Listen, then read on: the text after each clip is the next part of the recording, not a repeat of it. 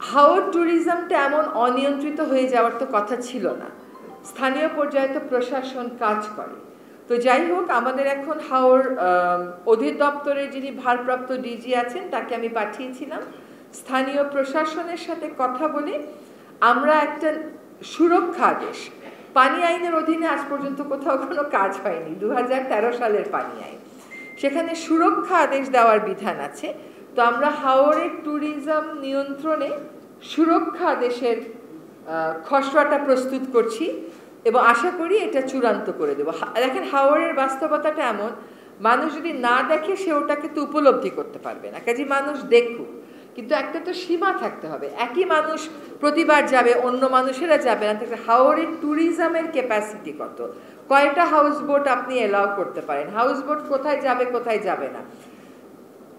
ধরেন সব কিছুই সরকার করে না এটা বুঝলাম, ধরেন সরকার করে দিল, কিন্তু ট্যুরিস্ট যদি হাওরে যাওয়ার সময় ওই যে আওয়াজ সৃষ্টি করে গান বাজানোর যন্ত্রটাকে লাউড স্পিকার নিয়ে যায়, এখন সরকারের পক্ষে কি 20,000, 50,000, 30,000 মানুষকে দাঁড়িয়ে দাঁড়িয়ে পাহারাটা দেওয়া সম্ভব হবে?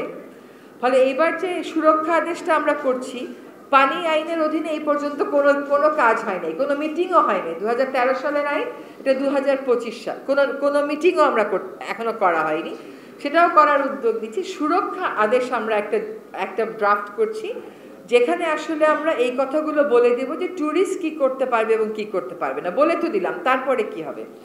যখন আমরা সেন্ট মার্টিন দ্বীপে ট্যুরিজম নিয়ন্ত্রণের কথা বললাম, সেখানে দেখা গেল যে জাহাজে উঠবার সময় ওই ক্যাসেট প্লেয়ারগুলো নিয়ে যায়, লাউড স্পিকারগুলো নিয়ে যায়, পুরোটা জাহাজ ওই লাউড স্পিকারে যায়, সেন্ট মার্টিন দ্বীপে গিয়ে জোরে শব্দ করে বারবিকিউ পার্টি করে। এখন এগুলোর ক্ষেত্রে কিন্তু পর্যটকদেরকেও একটু সতর্ক হতে হবে। এটা প্রকৃতিকে দেখবার জন্য ট্যুরিজম, এখানে তো গান শুনবার জন্য, পার্টি করার জন্য, বারবিকিউ করার জন্য এই ট্যুরিজম না। আপনাকে প্রকৃতিকে, নিসর্গকে আপনাকে ওখানে উপভোগ করতে হবে, উপলব্ধি করতে হবে।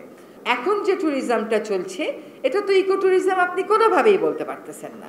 আপনি যাচ্ছেন হাওরে, কিন্তু ক্যাসেট প্লেয়ার বাজিয়ে হাউস বোটের উপরে উঠে আপনি জোরে জোরে মিউজিকের সাথে আপনার কর্মকাণ্ড করছে, এটা কিন্তু আমরা কোনোভাবেই ইকো ট্যুরিজম বলতে পারছি না।